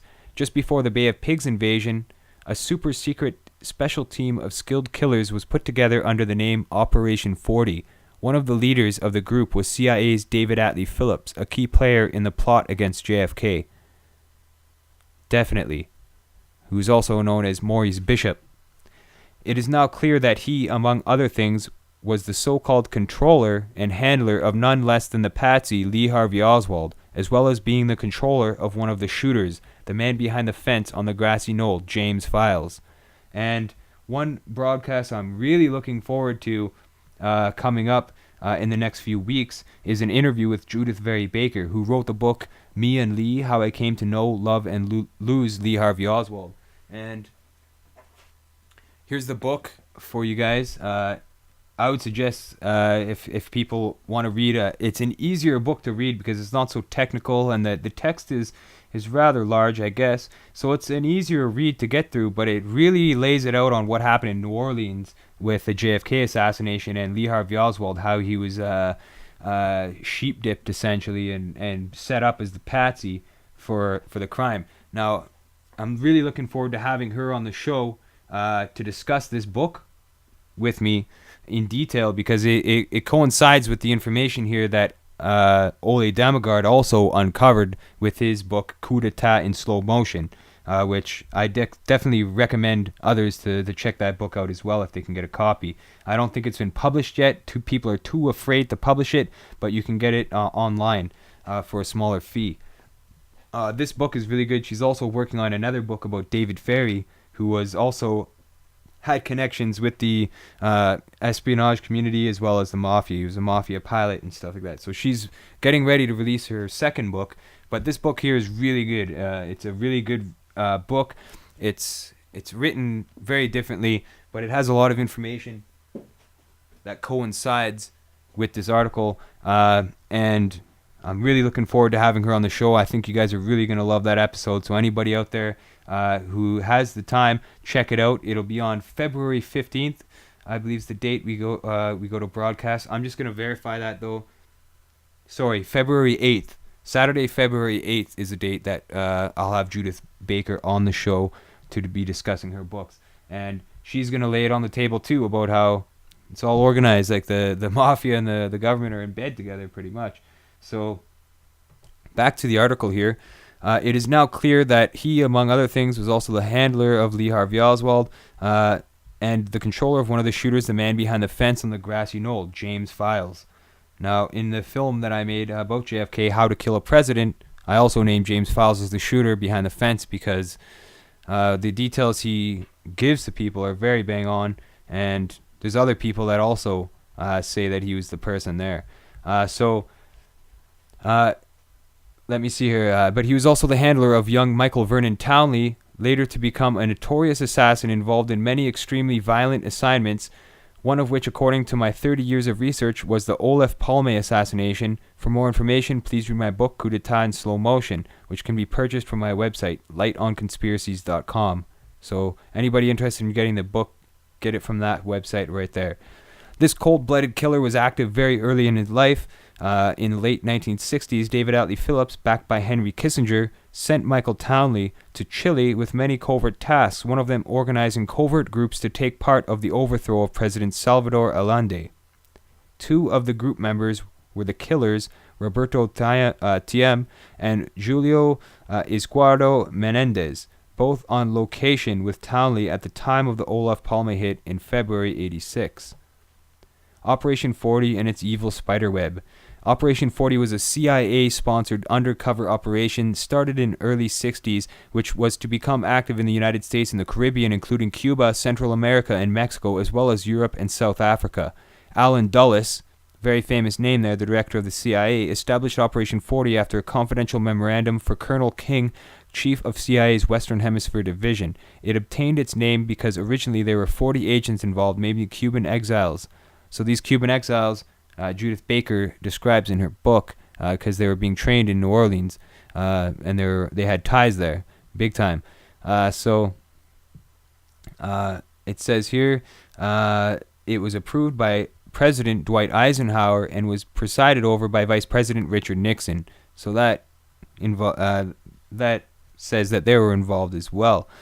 George Herbert Walker Bush, which is senior, was asked to cooperate in funding the group. The man assigned to him for his new mission was Felix Rodriguez, very famous name in espionage activities. This included finding private funding as a result of pressure from American corporations which had suffered at the hands of Fidel Castro. So as we discussed, when Castro took over, he abolished the crime racket. He made it a more social place to live. And he had a lot of support, which is why he remained their leader for so long, is because he had support. He was even very good friends with Nelson Mandela, who was a very huge humanitarian. Once member Frank Sturgis, who I already named earlier as one of the Watergate burglars, allegedly told author Mike Canfield the assassination group would, upon orders, naturally assassinate either members of the military or the political parties of the foreign country that you were going to overthrow or infiltrate, and if necessary, some of your own members who were suspected of being foreign agents, which he was. The members of Operation 40 have kept themselves very busy and are involved in the murders of John Lennon, Che Guevara, President Salvador Allende, Nobel Prize-winning poet Pablo Neruda, Orlando Letelier, General Carlos Prats, South African Robert Smith, the 1976 bombing of a Cuban airliner that killed 73 people, and the Watergate burglary, the Iran-Contra scandal, and even 9/11 and onwards. There's many, many, many crimes that have been committed that these people are guilty of by association or just by their involvement and the evidence that supports that. Even attempts to kill the French president Charles de Gaulle and the murder of Italian Enrico Mattei have been mentioned, not to forget several hundred people that have died in mysterious ways in connection with the JFK murder. Definitely. Who killed them? Let's take a closer look at this highly sinister group, which has left a long trail of bloodstains throughout modern history. And please keep in mind who was and is in charge, because that will supply some important clues to guilty parties and other top assassinations and so-called terror acts. We will find that many of them are still around. Here's the only known photograph of some of the members of Operation 40, the CIA's super-secret assassination squad, taken in the Mexico City nightclub La Reforma, January 1963. To the left with glasses is Porter Goss. Barry Seal is sealed next to him. Very well-known name right there in organized crime, CIA. Leaning over the table, laughing, is Felix Rodriguez. The fourth from the right is said to be Jorgo Rebenzo. And third, Alberto Loco Bianco. Covering his face with his sport coat is Tosh Plumley. And to the far right is William Seymour. Tosh Plumley as well is a well-known name. I believe he's a pilot for the CIA who's involved in many operations. David Atlee Phillips, a.k.a. Howard Benson, the head of Operation 40, central in countless covert operations, including the hit on JFK. He rose to become the CIA's chief of all operations in the Western Hemisphere. Now this guy here, definite ties to organized crime, assassinations, CIA, all that stuff. Big name right here. Theodore Blonde Ghost Shackley, station chief of CIA's Miami station, a 3-time recipient of the Distinguished Intelligence Medal, the CIA's highest honor. In nearly 3 decades of service, he was on the front lines. According to conspiracy expert Trowbridge Ford, Ted Shackley was also head of a team who killed Uwe Barshel. In addition, he is pointed out as to taking part in planning the murder of John Lennon, carried out by his colleague Jose Perdomo. That's Ted Shackley. Now, this is David Morales, E. Howard Hunt, a frontline CIA supervisor for the Kennedy assassination and many, many other covert operations, including the Watergate burglary. Now, many of you might remember his deathbed confession in regards to the JFK assassination. He was featured on the Jesse Ventura conspiracy theory show when he came forth and admitted this on his deathbed. His son, he told the deathbed confession to his son. I believe even Alex Jones covered it. I mean, Jim Mars also was there during the uncovering, during the deathbed confession. But he was also one of the plumbers for the Watergate scandal. So he's another big name, E. Howard Hunt. He's since died, but he gave out a lot of secrets before he did die, which is important to look into as well. But David Morales, this guy here, definitely one of the most deadly guys that worked for the CIA. He had his hands dirty in many operations, deeply involved in the CIA covert operation that overthrew President Guzman of Guatemala, acquired a reputation as CIA's top assassin in Latin America.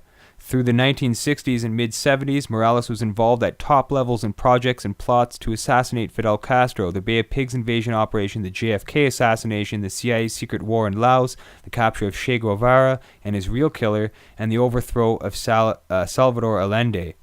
So he's also has ties and connections to the Robert Kennedy assassination.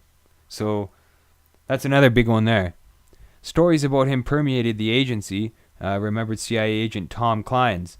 If the U.S. government, as a matter of policy, needed someone or something neutralized, Dave would do it, including things that were repugnant to a lot of people. And I know he was responsible for, co-responsible. I'm not sure if he was the actual one who did it, but I believe he's the one who killed Che Guevara. I know he was definitely involved with the death of him and is guilty by association in that matter.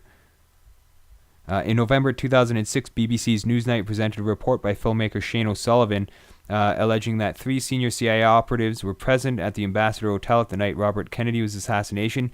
JM Wave Chief of Operations David Morales, Chief of Maritime Operations Gordon Campbell, and Chief of Psychological Warfare Operations George Juanidias. And that documentary is called RFK Must Die. So, looks like we got disconnected there, folks. Sorry about that. That would be the second time tonight that I've been disconnected. If you haven't noticed, maybe the screen went black. I'm glad to see that people are still with the show. We're all connected. Good stuff. Thumbs up. Awesome. Because I hate that when that happens. get disconnected, it freezes up. But as I was saying, I just read the paragraph here. I hope you guys got that about Shane O'Sullivan, who made that film. And there was a report in 2006 on BBC which had Shane O'Sullivan on there discussing the information that he found. But at the same time, the documentary it doesn't list on here, it's called RFK Must Die. So there's a documentary about that which has where the filmmaker Shane O'Sullivan believes that David Morales, Gordon Campbell, and George Juanitez were the ones were there and present during the assassination of Robert Kennedy. It's a great film, but later Shane recanted, saying that he doesn't think that they were there, which is very strange to me, because it seemed like the evidence was just overwhelming there. Definitely something that's worth looking into. That film again is called RFK Must Die. For those of you who want a new documentary to watch, that's very revealing.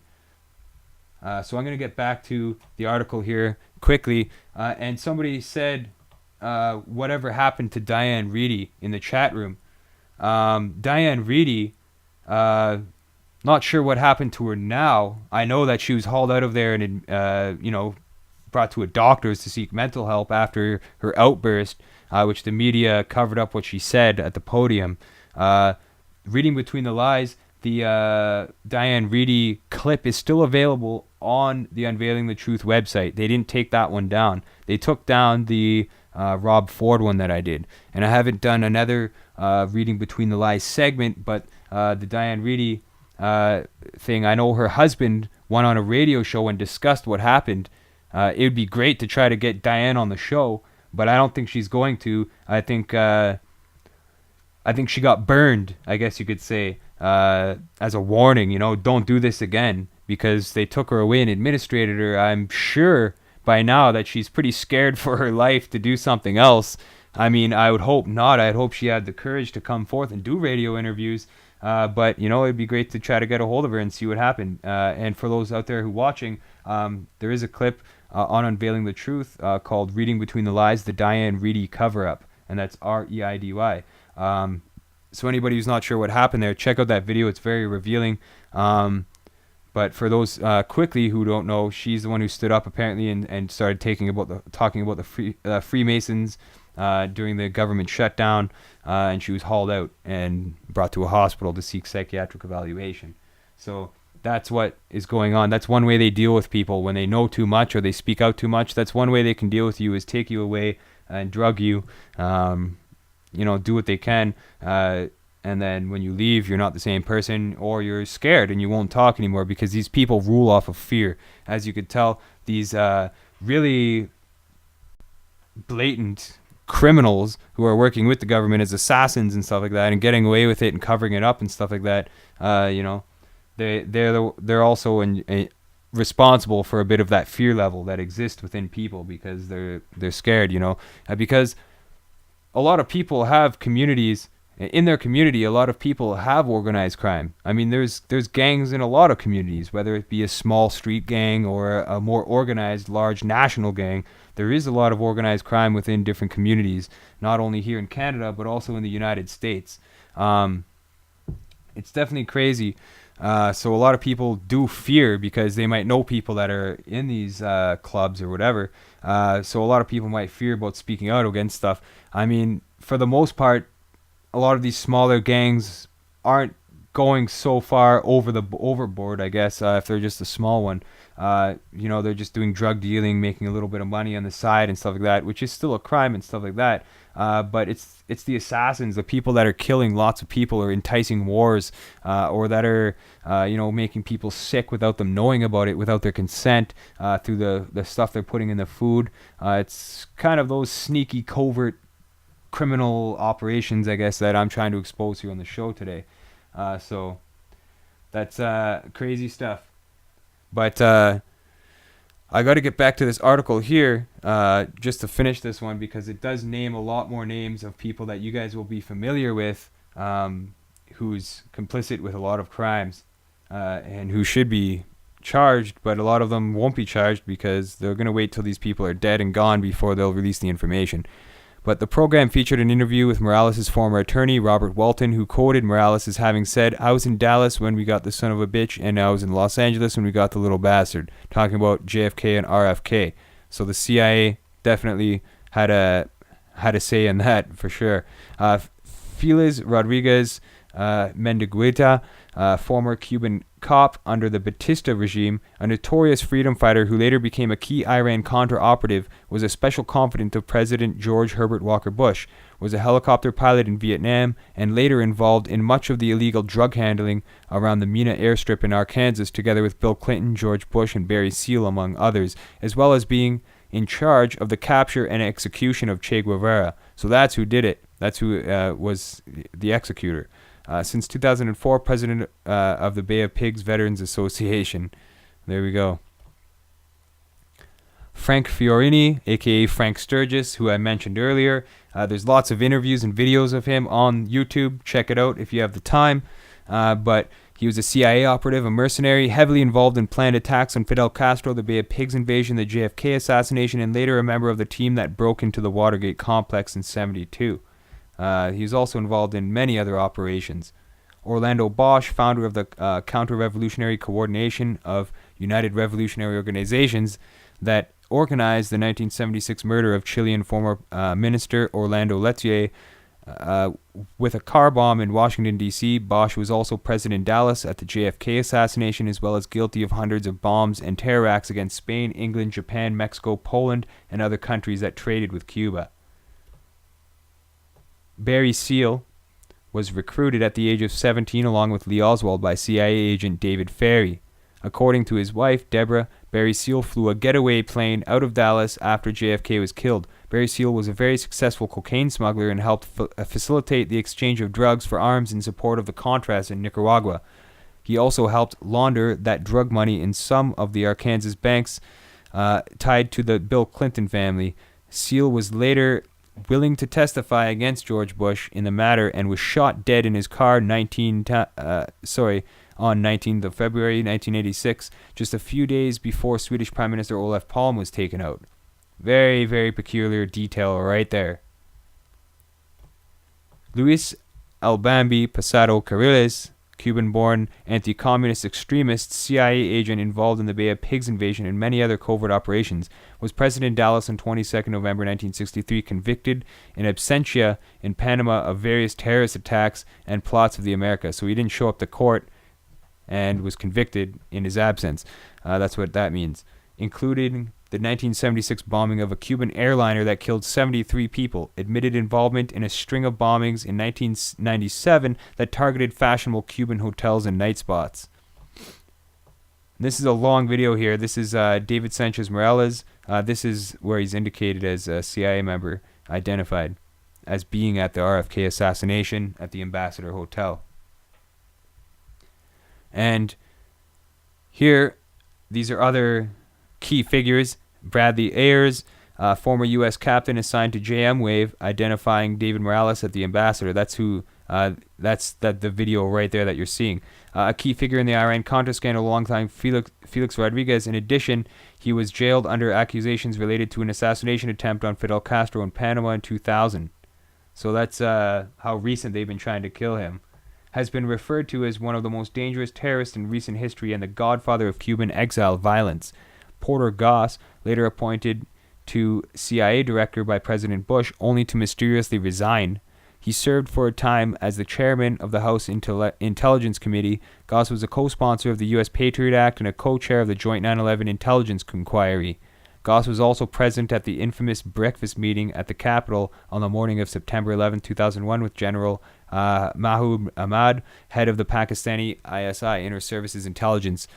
Marita Lorenz, Operation 40's only female member, had an affair with Fidel Castro, and in January 1960 was part in an assassination attempt on his life. She later had a child with the Venezuelan former dictator Marcos Perez Jimenez.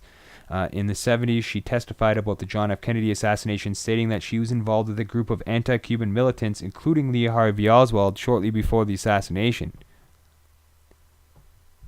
Tosh Plumley, piloted and co-piloted clandestine CIA flights for over 31 years, picked up Johnny Rosselli from Tampa, Florida, early on 22nd of November 1963. After picking up 3 more men in New Orleans, Plumlee took them to Redbird Airport in Dallas. In an interview in April 1992, Plumlee claimed that he was told that the objective was to abort the assassination of John F. Kennedy. And these are some other main players here. And I think the rest here is mainly pictures with a few other ones. Oh no, it does go on for a while. I'm just going to name the names though, because that's really what's important is to name these names for you guys so you know. Hermino Diaz Garcia worked as a bodyguard for mafia boss Santos Trafficante, killed Pipi Hernandez in 1948 at the Cuban consulate in Mexico. In 1957, he was involved with an assassination attempt against President Jose Figueres of Costa Rica. Diaz Garcia was also part of an unsuccessful attempt to assassinate Fidel Castro. Diaz Garcia moved to the United States in July 1963, where he worked for Tony Verona, another infamous member of Operation 40, believed to be one of the shooters and spotters on the 6th floor in the Texas Schoolbook Depository of Dallas. Handsome Johnny Rosselli, middleman between the mob and the CIA, worked with mob figures like Al Capone in the 20s. So he was a very key figure, Johnny Rosselli, in linking the mob with the CIA. Mayor Lansky, whom I discussed earlier, and was later associate of Santos Trafficante, is said to have been in the Daltex building when JFK was shot next to shooter Charles Nicoletti and George Herbert Walker Bush. Ended up cut into pieces, stuffed in an oil barrel, and in an interview in April 1992, Tosh Plumlee claimed that Rosselli had been killed because he knew too much. So that's what happens when you know too much. You get chopped up into little pieces and stuffed into an oil barrel. That's why people are scared to come forward about this stuff, and that's why these people get away with this. Virgilio Paz Romero, member of the Cuban nationalist movement, sentenced to 12 years in prison on 12th September 1991 for the assassination of Orlando Lettier in Washington, D.C. Dionisio Suarez, James Files, Guillermo and Ignacio Nova, and Alvin Ross Diaz were also implicated by CIA and DINA operative Michael Townley. Both George H.W. Bush and Henry Kissinger have later been directly connected to this hideous act of terror. Paz was also pointed out as being part of the Robert Smith murder in South Africa and the assassinations of General Carlos Prats in Chile, Minister of Defense Oscar Bonillo, and the Italian hit on Bernardo Leighton and his wife. So this is international killers here. These people work internationally through the CIA and other groups which help protect them, essentially, is what's going on. And these people get away with it. I mean, I haven't heard of any of these people serving any time for any of these crimes that they've done. And this definitely is pretty good information here. What Ole Damagard has done is he's definitely tied together a lot of these pieces in his book. And also this article here. He definitely... Well, sorry folks. Got disconnected yet again. Third time. Third time's a charm, as I say. So sorry about that for all you viewers out there who saw a black spot or black screen for a bit. Do apologize. It's not my fault. My connection is getting cut off pretty bad here tonight, it seems. And that was kind of expected, actually, considering the week that I've had with computer problems and getting disconnected from interviews and all that stuff. So I do apologize, folks. But as I was saying, Ole Damagard, with the information that he's compiled, not only in this article, but in his book, Coup d'etat in Slow Motion, definitely names a lot of key figures. Definitely. Tons of key figures. And it's the same thing, right? These people are getting away with it. And one person in the chat room said, follow the money. And you're absolutely right. These people, it's a job for them. They're getting paid for this stuff. They're getting paid to keep their mouths shut. They're getting paid to kill these people. And they're getting paid very well. So that's why they're doing it. And the world sort of breeds people like this.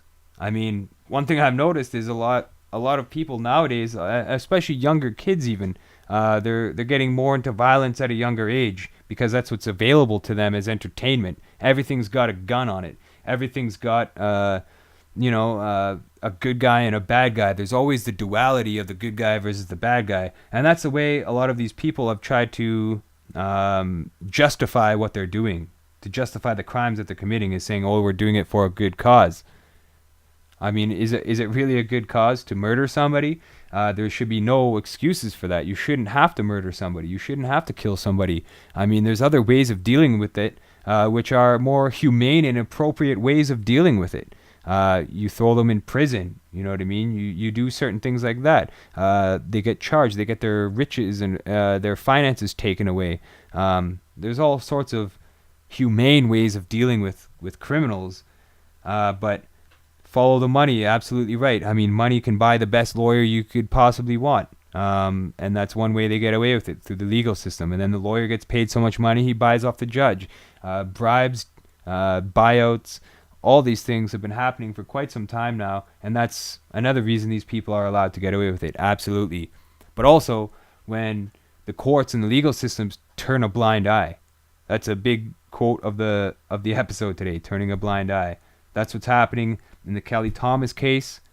The legal system and a lot of people are turning a blind eye there. Same with the JFK assassination. People have turned a blind eye to that.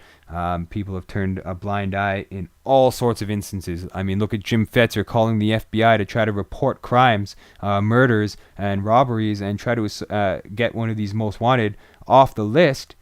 But to no avail. They don't listen to him. They just say, "Oh, those calls." You really got to listen to those calls on that article, because it's crazy. He's calling and they're giving him the runaround and saying that there's no FBI agent that's really interested to talk to him because it's after 11 o'clock p.m. That was the one thing that he said that really struck me, was when they said, "Oh, it's 11 o'clock here," you know what I mean? There's nobody going to be around to take your call. And he's saying that somebody's life is being threatened and they need to be put in the witness protection program. And the FBI is like, "Call back in the morning, it's 11 o'clock. That's insane. Insanity. But that's what's going to happen. If you have real credible information about any of this stuff, and you go to the government, you go to the FBI, those are government organizations. In Canada here, it would be the RCMP, or it would be CSIS. But they would turn a blind eye, because that's what they do. They're taught to turn a blind eye.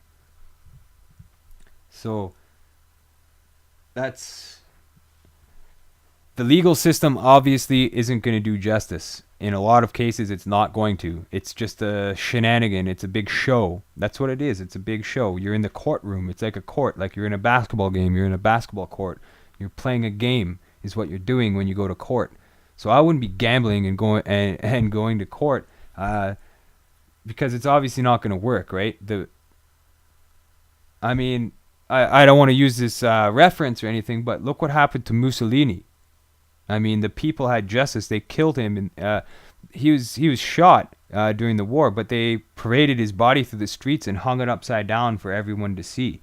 But it's another interesting thing is, if you look at the Mussolini videos from when he was strung up publicly, there's a female there, and her skirt falls down, and they got all these bodies hanging out in the middle for everybody to see, hanging up publicly, and somebody had the decency, because the girl's skirt fell down, to pin it between her legs so that it wouldn't fall down. They're fine displaying mutilated, torn up bodies hanging from the gas station that they were hanging from, but it's another thing to have a girl's skirt fall down. They got to pin that up. That's kind of funny in my opinion. It's strange, but I wouldn't say we need a lynching either. I'm not condoning a lynching, because, as I said, you don't need to kill somebody. Like, that's definitely not the appropriate way to do it.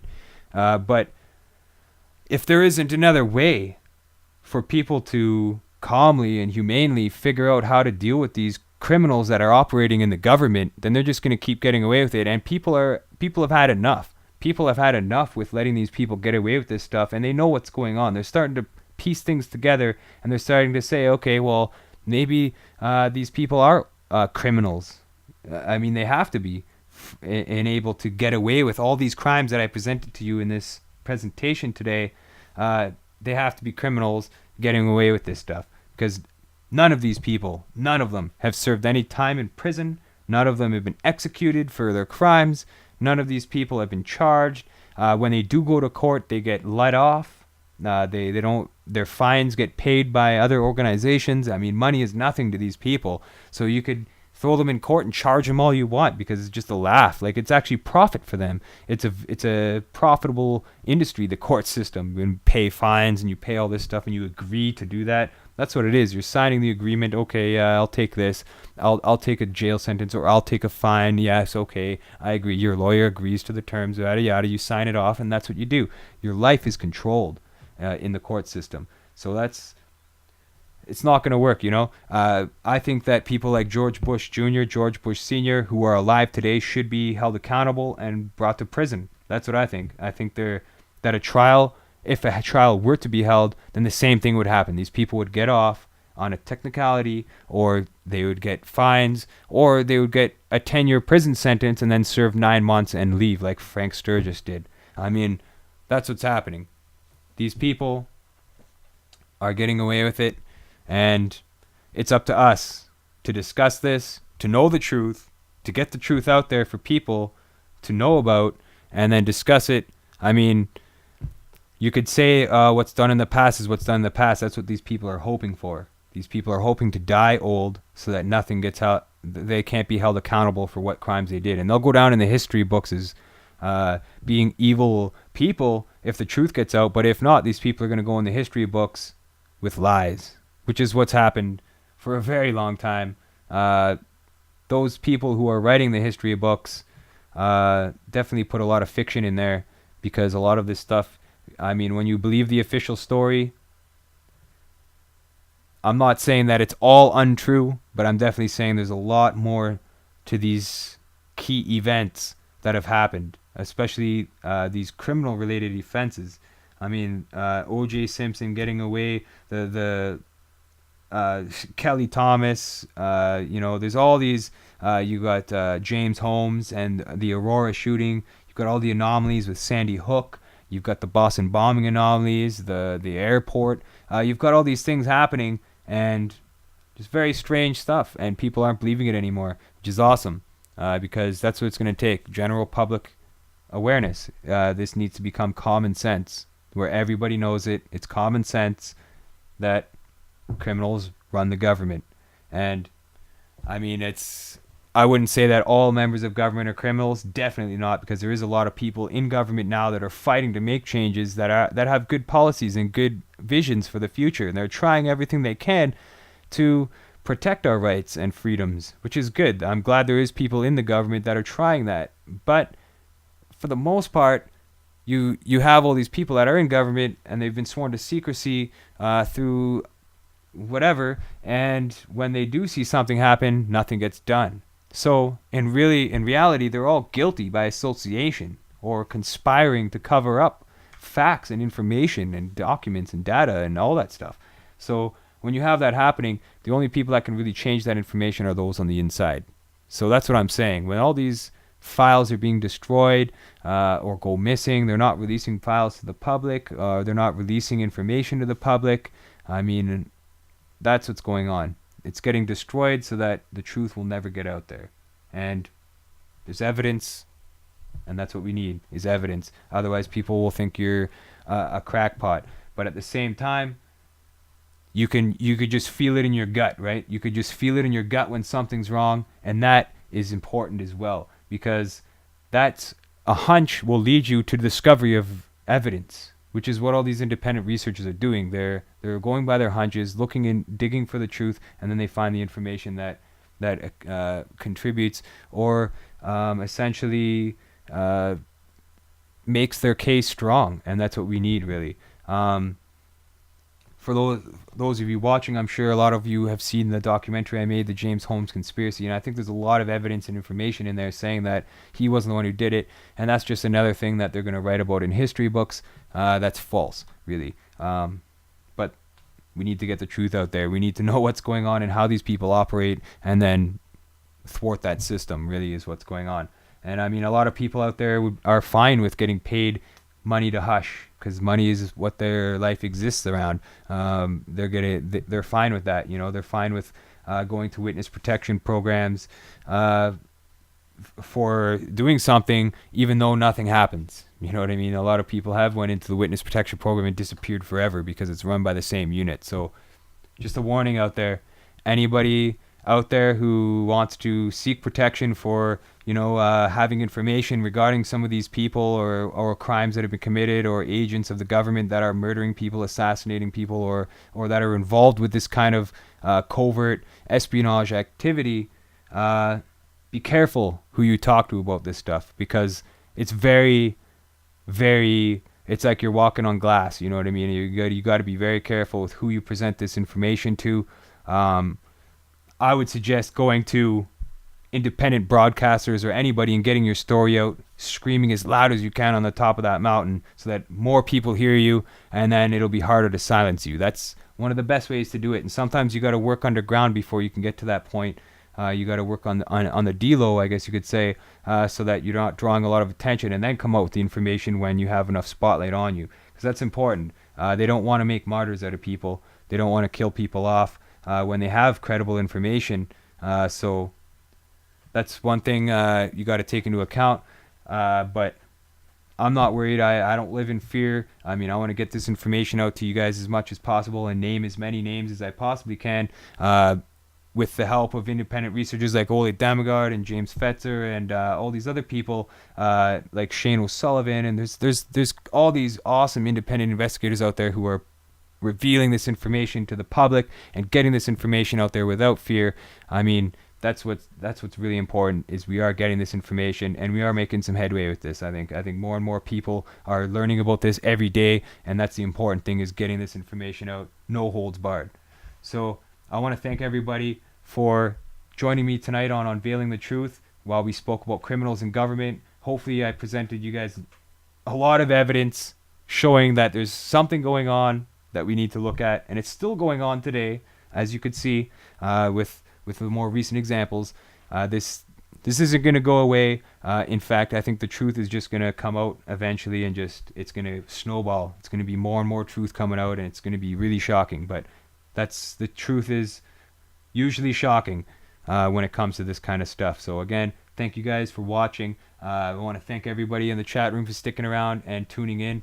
Next week's episode, we have an awesome episode with the host for the Enemy Within radio, which is on Truth Frequency Radio, and I have both hosts of that show, Tom Barnes and Tommy Blackhat, joining me. So it's going to be like a three-way interview conversation. I'm going to be interviewed for their show, and they're being interviewed on my show. So it's going to be hitting two birds with one stone, reaching as much more people as we possibly can during that broadcast. So tune in next week for Enemy Within radio hosts, Tom Barnes and Tommy Blackhats. They're from the UK, so I look forward to speaking to them about the atmosphere there in the UK, and the royal family and all that kind of stuff. So stay tuned next week for another awesome episode of Unveiling the Truth, and the truth will set us free. Peace, everybody.